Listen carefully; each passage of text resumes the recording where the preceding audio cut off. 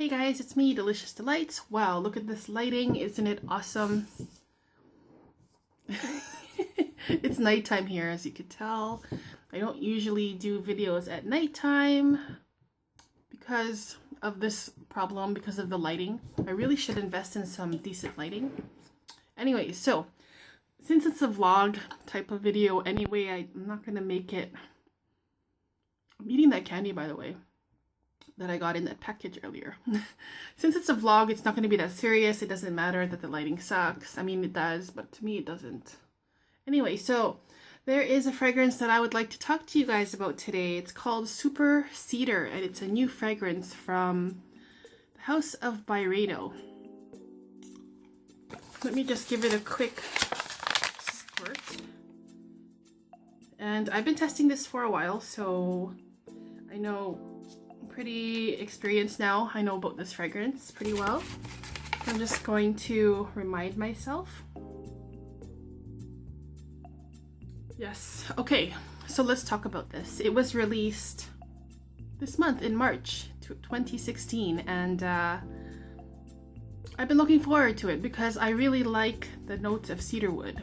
I think my favorite woodsy note would be sandalwood, and then second would be easily cedarwood. Now, I'm gonna make this a really simple review. Like, I try to do that instead of going too much into the notes, which is really deceiving because, you know, it's funny to me how some people can claim to know what a fragrance would smell like just by looking at the notes, and they even blind buy. And I agree, that's kind of fun thing to do, but that could be very dangerous because a lot of times, even when you know what the notes are, a lot of times it doesn't really work out for you. And the perfect example for me is Fève Délicieuse from Dior. It had the formula of everything that I love in a fragrance. First of all, Dior. I love the house of Dior. Christian Dior. I love the house. Most of their fragrances are more than half decent, and it's from the collection Privé, and they finally came out with a Gourmand. So I was supposed to really like that fragrance. Unfortunately, I didn't. I made a video on it. I'll link it down below. So now I learned my lesson, and I have to try everything before making or passing judgment, or even trying to guess, because that's kind of useless in my opinion. Now, what does it smell like? Cedarwood. The opening, I'm gonna make it really simple. The opening smells exactly like cedarwood. Now, when I first tried it, very first time when I was in the store, I didn't think cedarwood actually right away. But the first thing I thought about was this. You guys see that? ISO E Super. It smells exactly like ISO E Super. And even more so if it's mixed with perfumer's alcohol, any kind of fixative, any kind of alcohol. It smells exactly like that. So I was like, okay, well, it's a nice pleasant smell. If you like Molecule 01 from Eccentric Molecules, then you can really relate to the opening of this fragrance. If you haven't tried this fragrance, if you haven't tried Molecule 01, it's because of this candy. If you haven't tried Molecule 01, then another way that I can describe cedarwood is to tell you to imagine, go back when you're in elementary, and at least where I'm from in Canada, every single classroom had a stationary pencil sharpener manual.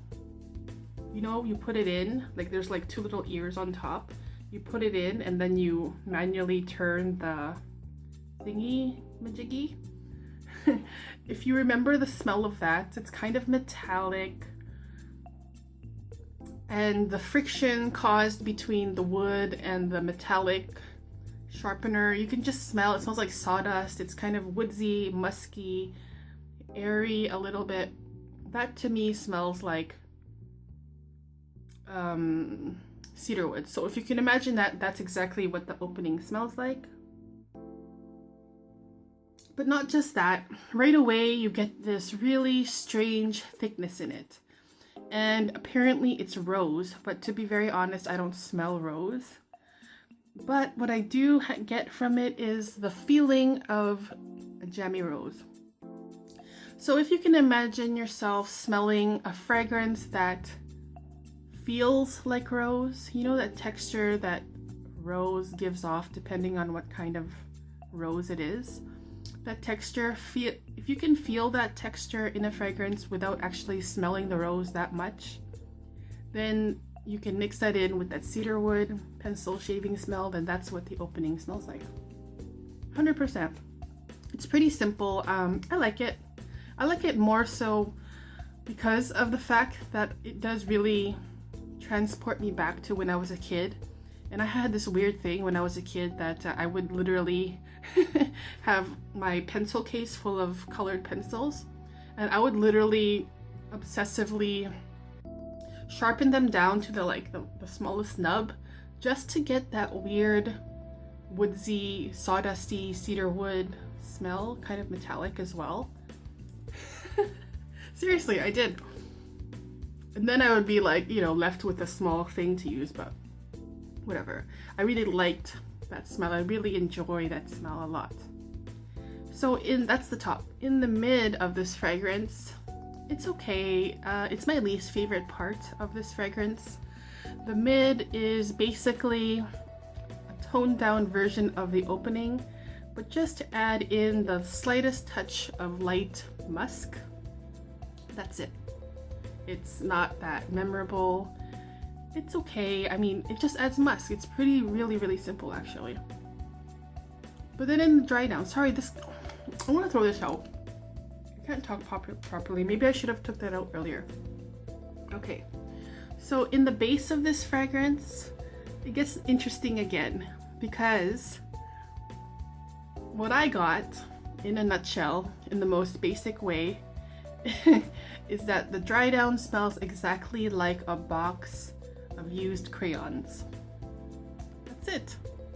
And if you can just again transport yourself back to when you're a kid and you were coloring with your crayons and there's just a big pile of them, no order whatsoever, just kind of chaotic, I'm pretty sure that you have smelled it. It smells very waxy and thick.